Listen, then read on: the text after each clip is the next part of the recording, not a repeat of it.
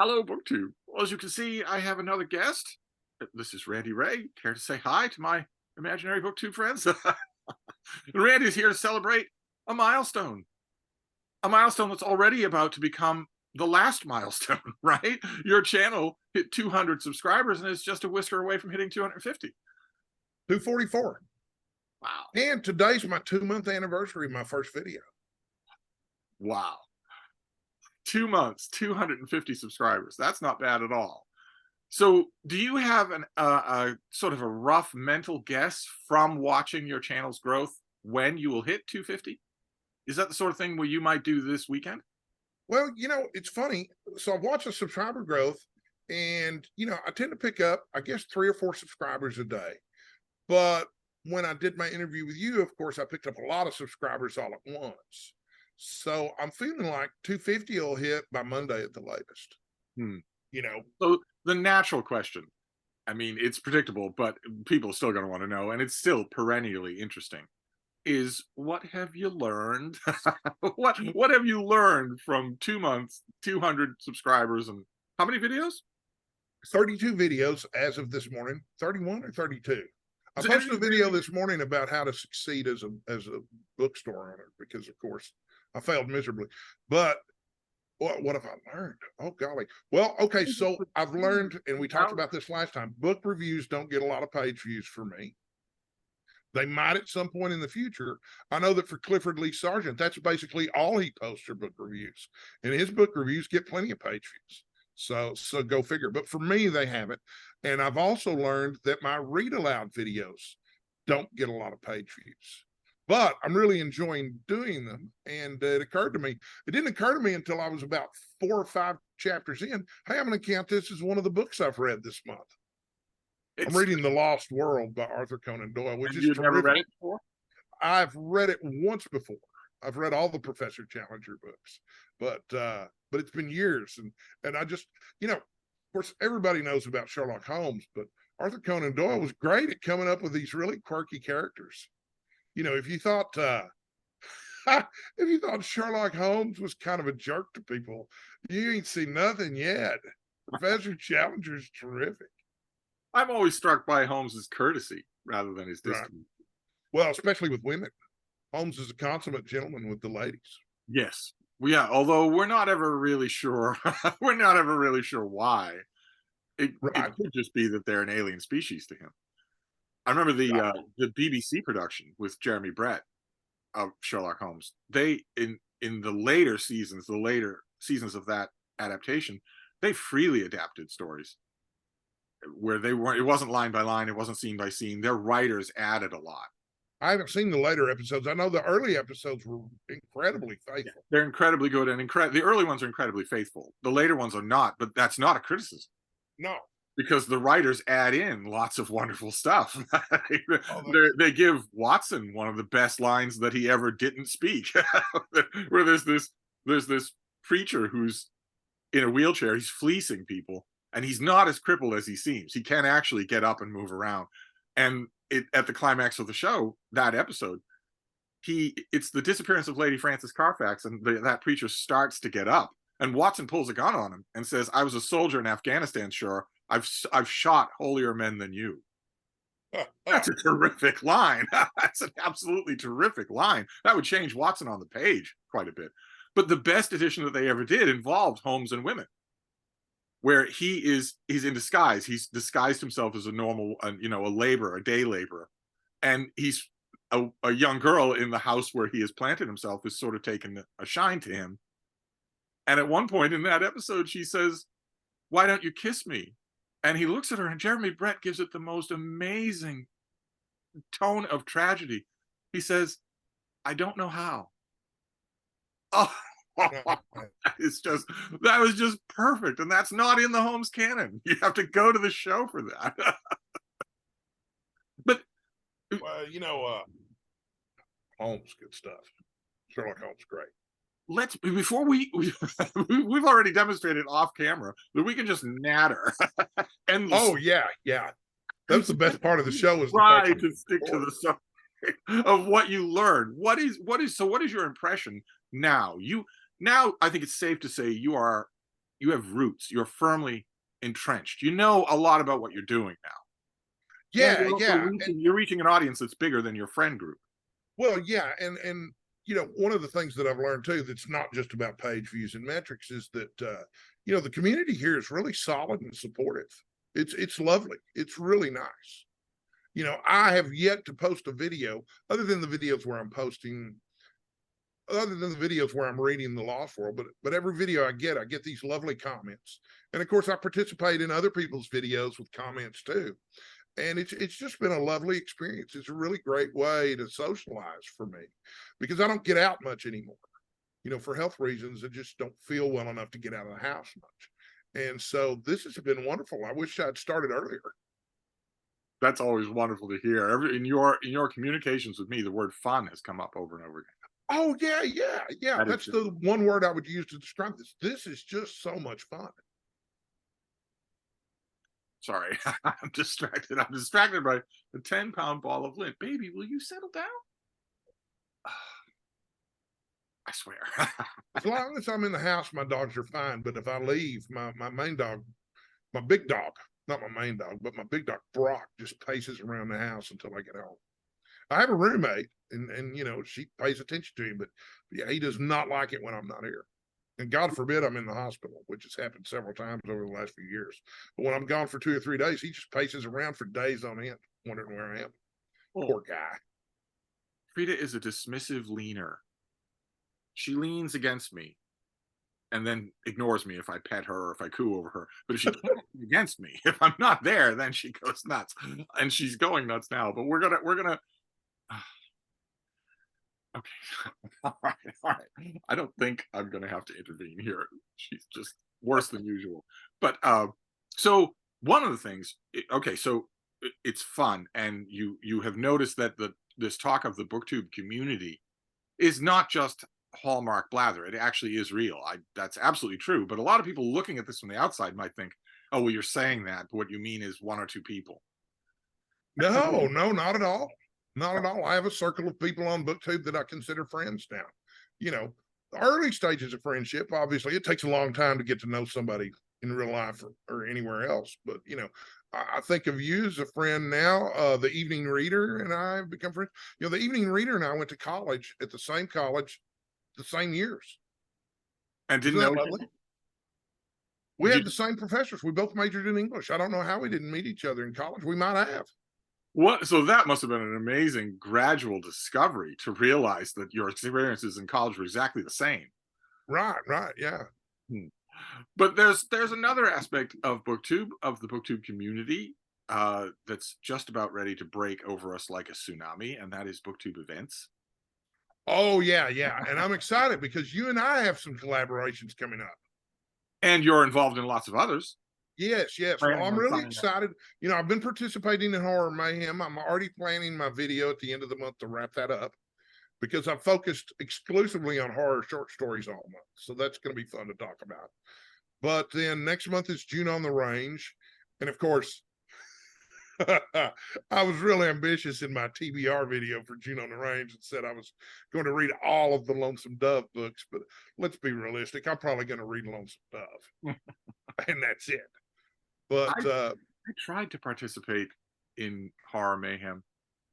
I tried a little, but honestly, it's the weirdest thing, and it has nothing to do with the event, or I guess on one level it doesn't. Somehow it just didn't seem real to me if the event's creators have disappeared from Booktube. That just seemed that was. I mean, you can still talk about horror. I could have still made lots of videos about horror, but it just felt strange. I don't know. We've got a Booktube event coming up in July, Booktube at War, which is a similar thing. It's a Booktube event where it's not that the creator was once on Booktube and has disappeared. It's that the creator's never been on Booktube. The creator is a commenter. I don't know how that's going to feel either, but there's also book. Who created that one? I didn't watch the video about Booktube at War. A commentator named DDB. Okay. It came up with the idea. A whole bunch of booktubers loved the idea, so it took off, even though the creator of the event doesn't have a channel, which is going to seem really strange. But there's also Book Trek. Yes. I'm excited about Book Trek. Triangle, the Prometheus design, the Price of the Phoenix, and the Fate of the Phoenix. Yes, yes. Well, those of you who are watching, Randy has decided that he would be willing to read the works of Sandra Marshak and Myrna Culbreth with yours truly, which is going to be interesting. Right. What is your history with Star Trek? Well, okay, so growing up, The Next Generation. Well, growing up, I watched reruns of the original series, addictively, and they had. I don't remember if they were the James Blish books. I think they were the James Blish books. I think they had the James Blish books and the Alan Dean Foster books at my public library. So I read all those too. And then, of course, Star Trek The Motion Picture came out when I was probably 9 years old, 8 years old, something like that. I did not see that one at the theater, but I did see The Wrath of Khan at the theater. And I saw Wrath of Khan incessantly at the Walmart. My dad and I would go shopping at the Walmart, and the VCRs were still relatively new. I was 12, 13, 14 years old. But rather than wander around the Walmart looking at cheap stuff, I would go over to the video section and watch 5, 10, 15-minute snippets of The Wrath of Khan. So I've probably seen Wrath of Khan more than any other film. And the novelization is great too. Did you do that before you saw the whole thing in the theater? It was after. Oh. It was after, yeah. That's these weird infinite loops that some Star Trek movies have for some people. I did the same thing with Star Trek 3. Such a tremendous film. And I never get tired of it. I've seen it, I'm 53 years old, so I've been watching this movie repeatedly over and over again for 40 years. Every time it comes to the theater for a revival showing, I take my kids. Even they love it. And it's the lowest budget Star Trek film they ever made. It had a lower budget than any of them. Yeah. And I didn't even make the Nicholas Meyer connection until much later. But of course, I also grew up as a big Sherlock Holmes nerd. And, one of the first pastiche Sherlock Holmes novels that I ever read was The 7% Solution, which also saw the made-for-TV film, which was, of course, written by Nicholas Meyer, who directed The Wrath of Khan. So yeah, obviously, I have a certain taste for certain creators that, even when I don't realize. Anyway, it was Star Trek's. But then I remember when in high school they launched Star Trek: The Next Generation, and I remember Nicholas Meyer. I watched the first few episodes of that and did not like it. I simply cannot imagine what it would be like to have a taste for Nicholas Meyer. Anyway. Oh no! Anyway, let's concentrate. For me, I should concentrate. So you saw the original run of the season, the original episodes of The Next Generation, where everybody's in skin-tight pajamas with shoulder pads. Right. Did not like it at all. Gave up on it, and then started watching it again a little bit in college, but not very much. I didn't own a TV of my own until I was 30 years old. And when you went back to it, you liked it a little better? Yeah. And of course, I've seen all the big important episodes. Occasionally I'll find little lists on the internet, the 10 best Klingon episodes of Star Trek: The Next Generation. And I'll spend a weekend watching those. Or, here are the Borg episodes, and I'll watch those. And what about Deep Space Nine and Voyager? Oh, okay. So love Deep Space Nine. Terrific show. Voyager couldn't stand. Did not like Voyager at all. Why not? Well, I think Voyager had the same problem that Enterprise had. It didn't stay true to its premise. The idea was that Voyager was, 70,000 light years away and wasn't going to be able to get back. And, they've also got the Maquis on the ship with them. So there was supposed to be this conflict between the main crew and the Maquis, which, of course, all got settled by episode 2 or 3. And then suddenly there was no mention of it again.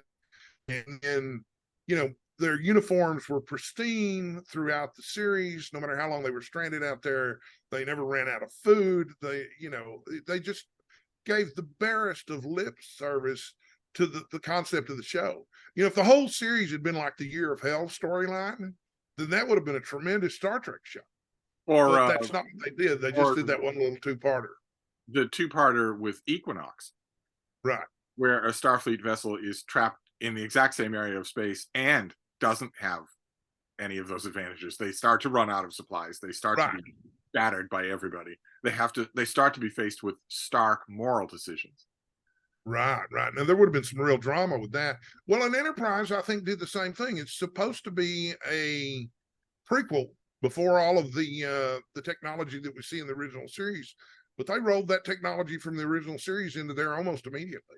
Yeah, they had a grappling hook instead of a tractor beam in an episode in the first season, and they used shuttles instead of transporters for 4 episodes or something like that. But I mean, you know, after a few episodes, basically you were just watching the same thing as the original series. I mean, Yeah, I did like the uniforms a lot better. the With all the phrase zippers. "polarize the hull plating" really did a lot of heavy lifting in that show. Right, yeah. But And I you did like realize the uniform. when you hear them say that for 100 times, you realize you're hearing that because they don't have shields. Right. Yeah, they don't have shields. They don't have photon torpedoes. Although sometimes the Enterprise could do a good job of them discovering the technology. Right.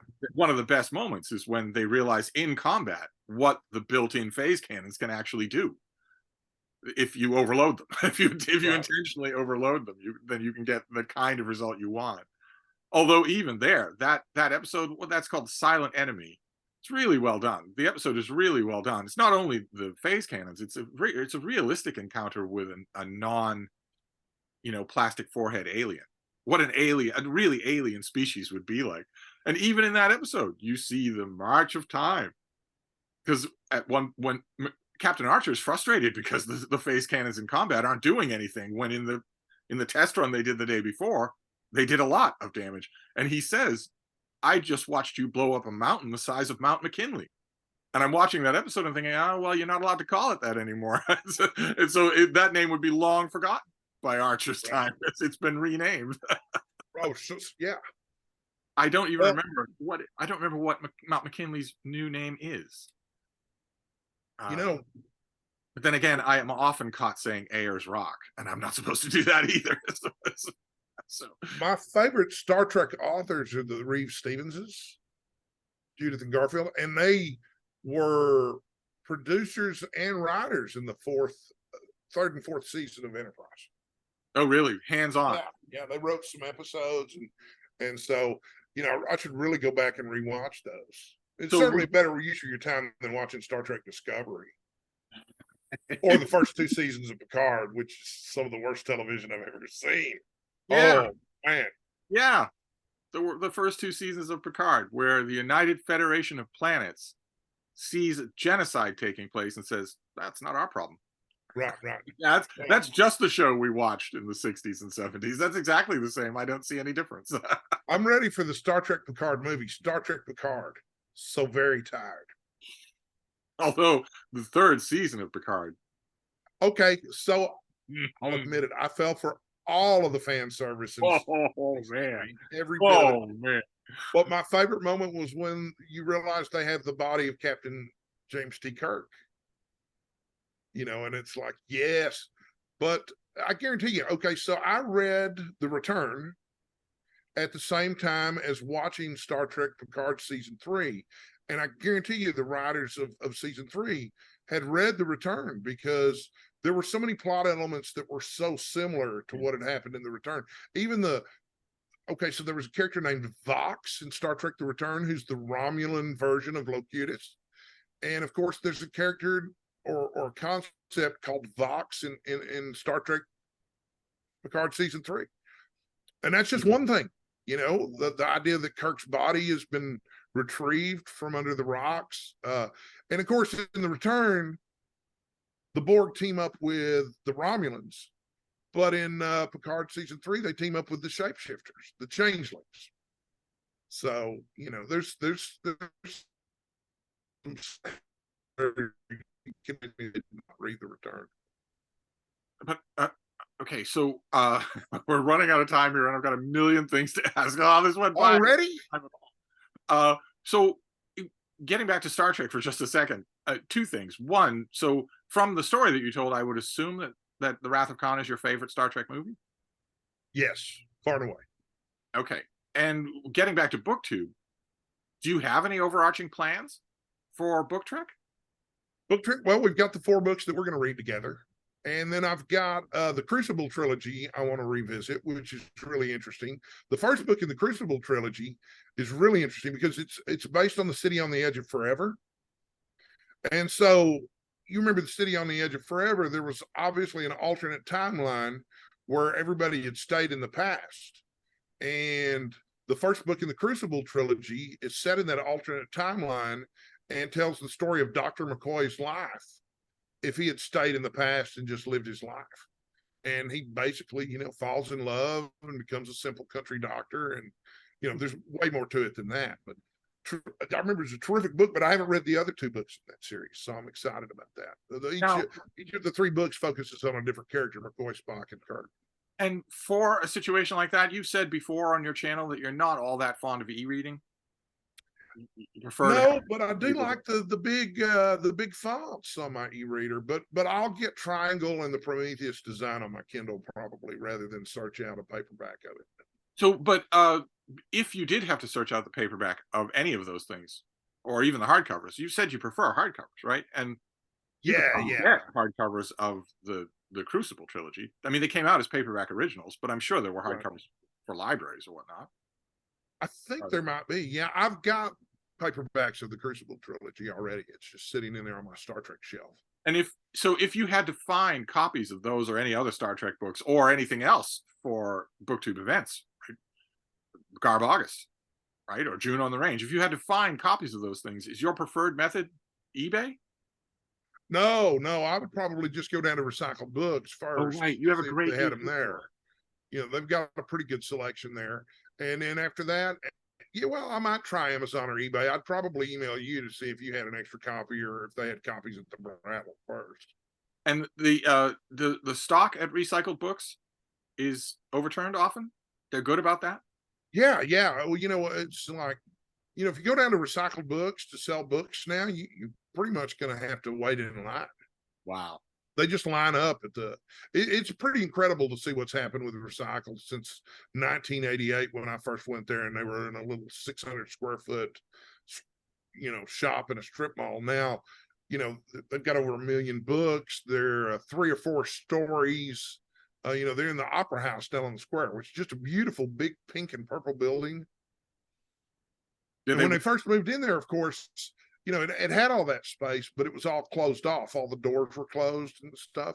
And then as they've expanded, they've opened the doors, and there's just little various rooms and nooks and crannies. The Westerns are in a little room in the back next to the occult books, of all things. So a whole room of Westerns, you have plenty to choose from. Oh, yeah.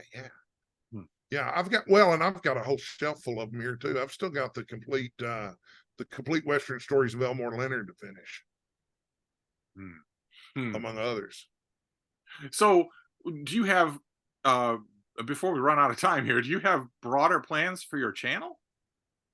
Now that I think you've probably reached a point where you're pretty sure you're going to keep doing this. Less than 1 minute. I don't know how broad they are. I'm going to keep making videos. I'm trying to be more consistent about posting videos every day.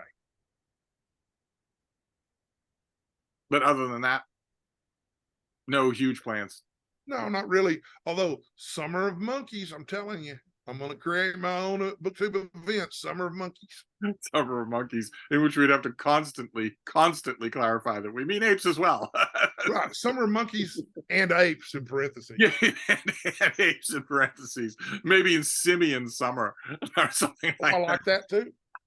Because if you exclude apes, you're going to get Michael K. Vaughn mad at you, since he's the number one fan of the Planet of the Apes. It's not the Planet of the Monkeys. Right. Well, a lot of comic books with monkeys on the cover too. You should definitely start